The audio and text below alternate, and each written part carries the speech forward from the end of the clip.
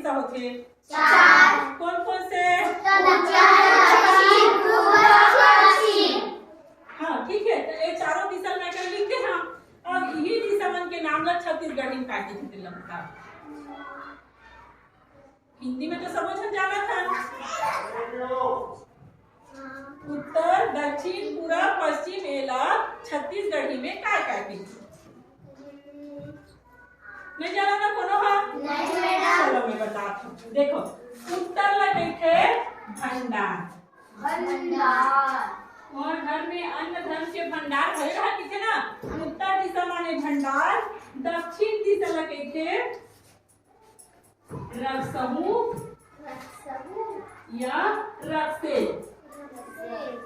ठीक। सूरज निकलते कौन दिशा में? पूर्व। तो पूर्व दिशा कहते उत्ती। और सूर्य डूबते कति? पश्चिम में। तो पश्चिम दिशा ला कहते मूर्ति। कैसे कहते? उत्ती, मूर्ति, रक्षसमूह और भंडार। उत्ती को सूरज निकल गए, मूर्ति को सूरज बुड़ गए, रक्षसमूह को काबर किथे दक्षिण में लंका ही से रावण रहा तेकर से रक्षसमूह या रक्षसेल किथे और उत्तर को भंडार किथे। जान रहे ना सब?